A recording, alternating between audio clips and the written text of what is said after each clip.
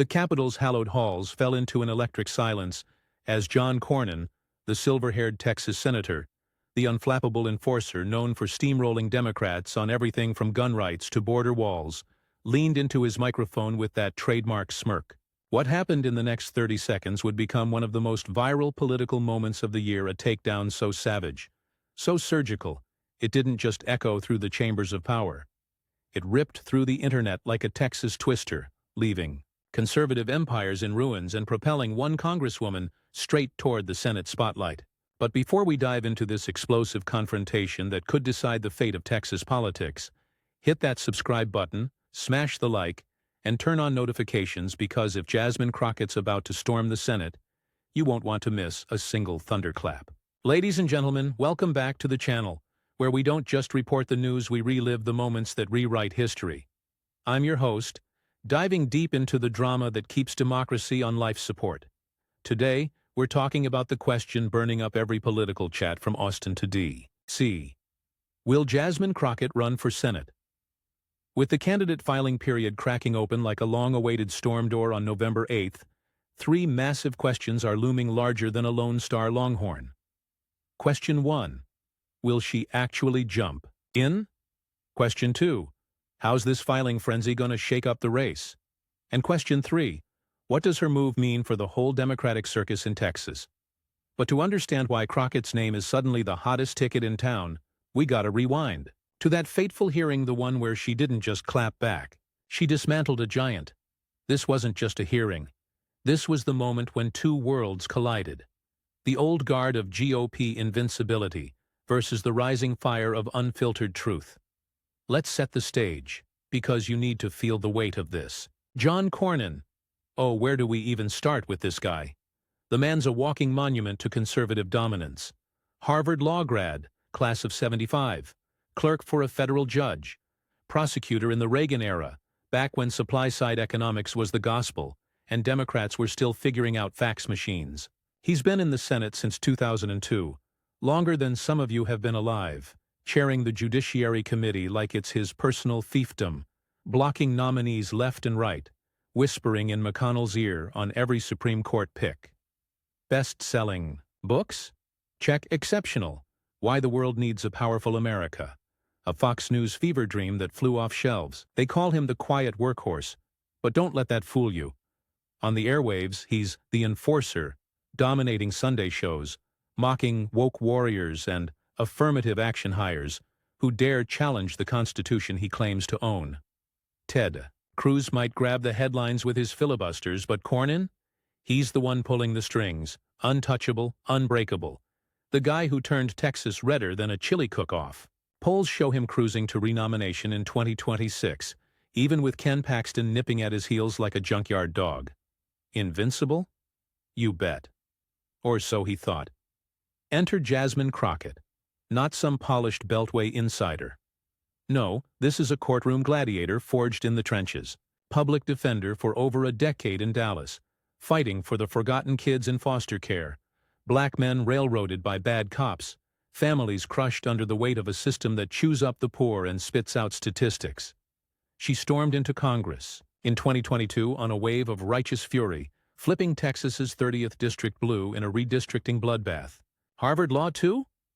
Damn right, magna cum laude, but she didn't coast on Ivy cred.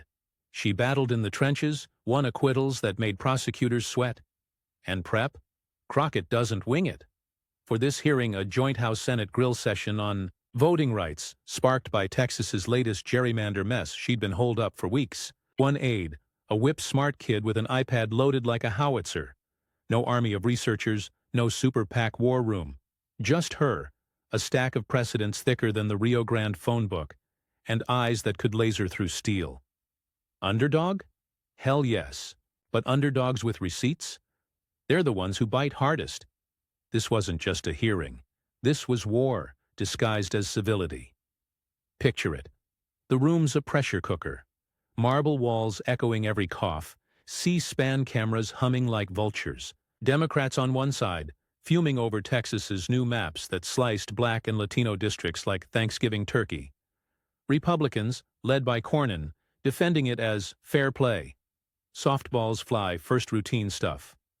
Senator, how does this align with Shelby County?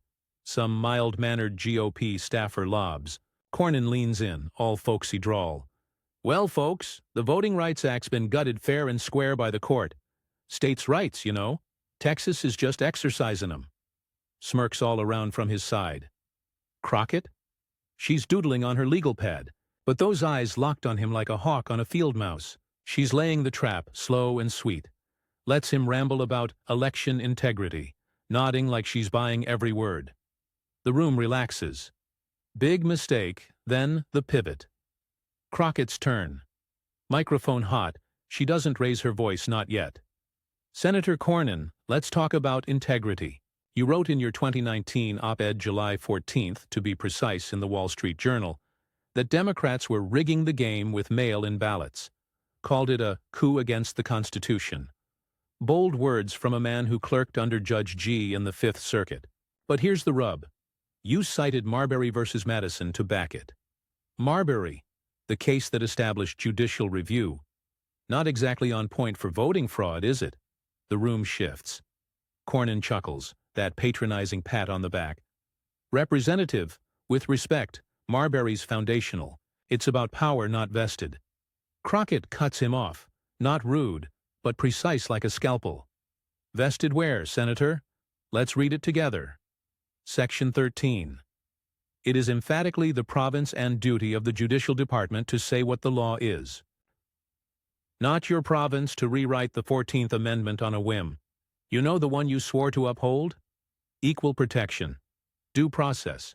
The citizenship clause that Texas tried to gut in 2013 with SB 14 before SCOTUS slapped it down in Vesey versus Abbott. Your own case, Senator.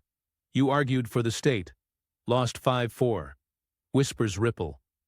Cornyn's smirk fades. Just a hair. He adjusts his tie. That's ancient history, Congresswoman. We've moved on.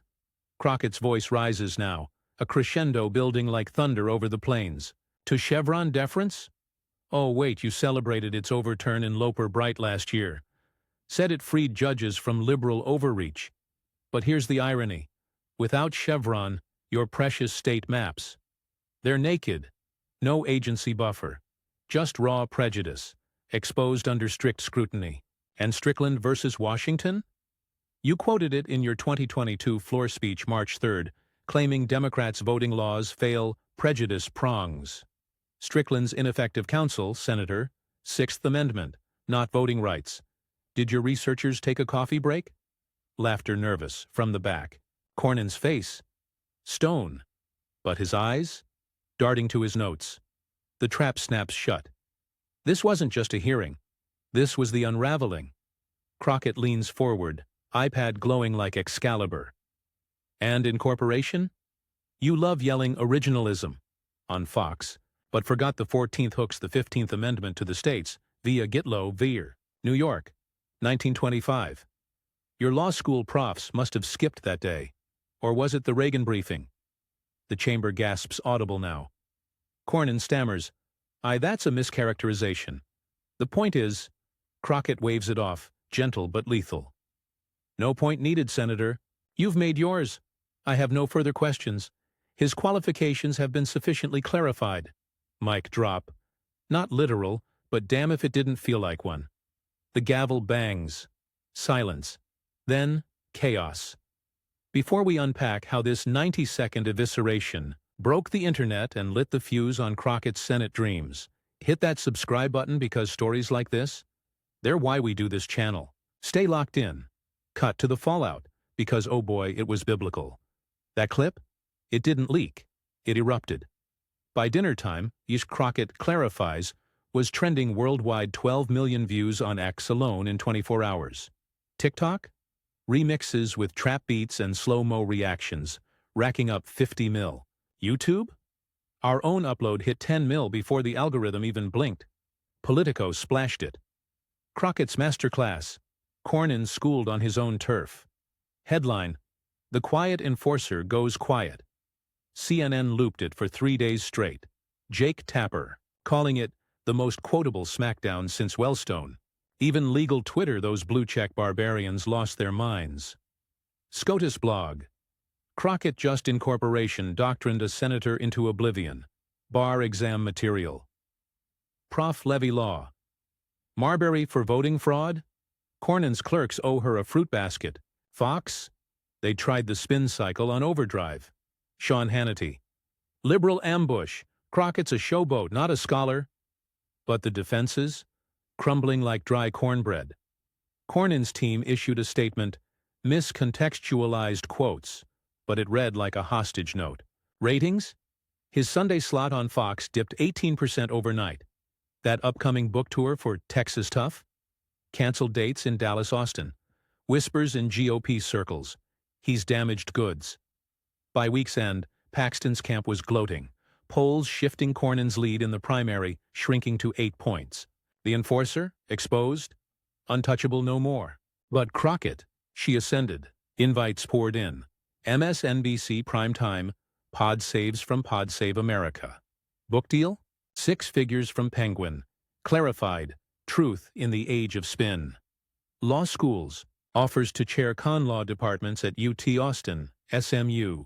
And the whispers? Supreme Court argument shortlist for the next voting case. From underdog to untouchable in one hearing. This wasn't just a win. It was a coronation. And as the dust settled, the Senate bug bit hard. Texas Dems, starved for a fighter since Beto's near miss in 18, started chanting her name. Fundraising? Her congressional war chest ballooned to $4.6 million overnight, small donors flooding in like high tide. Now tie this to the firestorm today. Will Jasmine Crockett run for Senate? That hearing wasn't just viral gold, it was the spark. With filing opening November 8th just days away, Crockett's not coy anymore. In a Dallas Morning News sit-down last week, she dropped the hint. I'm looking at data, commissioning polls. If it's a lost cause, I'm out. But if Ken Paxton topples Cornyn, that's my lane. Polling backs her swagger. A University of Houston survey has her at 31% in the Dem primary, topping Tallarico and O'Rourke at 25% each, all red lagging at 13%.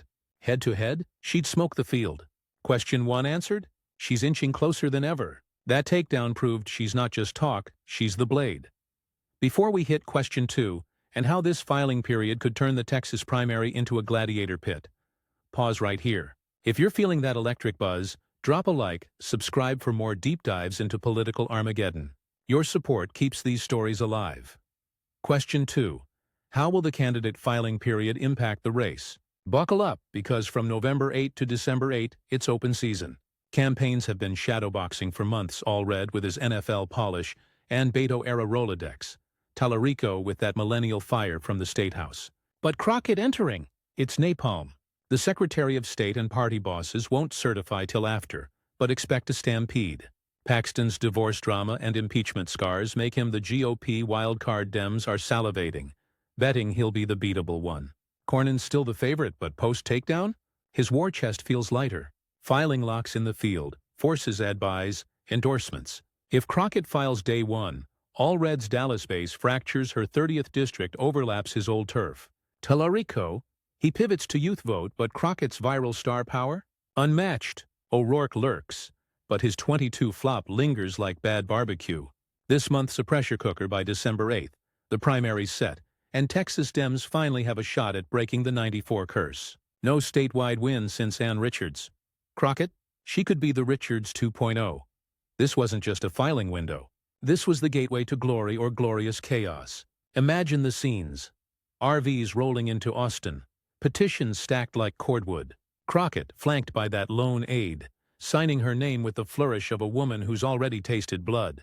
Cornyn's team, scrambling, leaking dirt from the hearing archives. Paxton crowing on Truth Social about rhino takedowns. The impact? Seismic.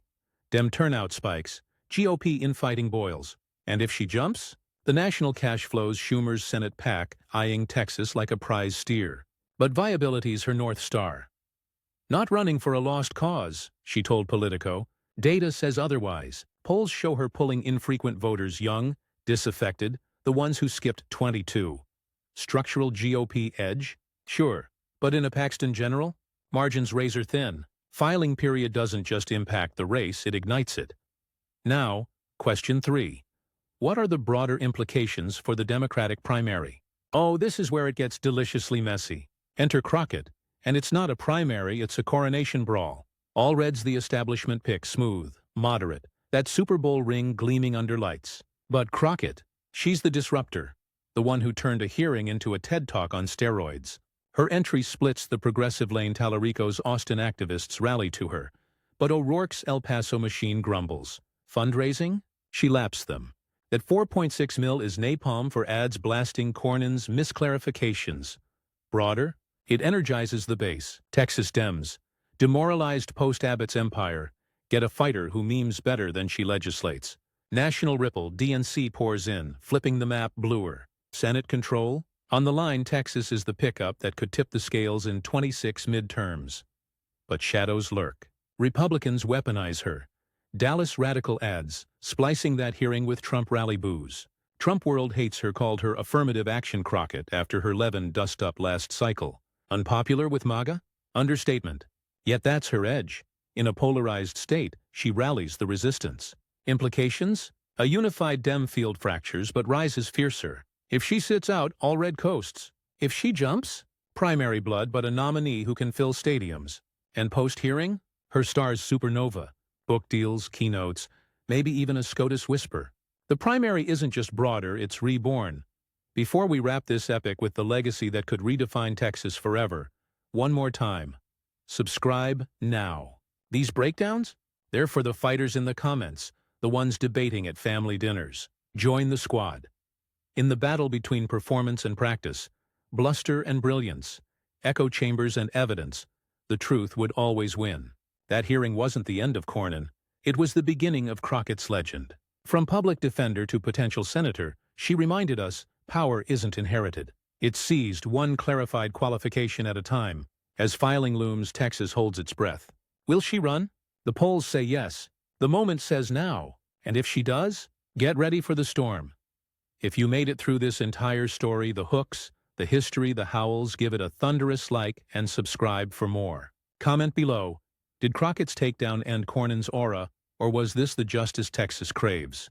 और subscribe करो, like ठोको, और बताओ क्या Jasmine Senate की जंग जीत लेगी? See you in the next one. Peace.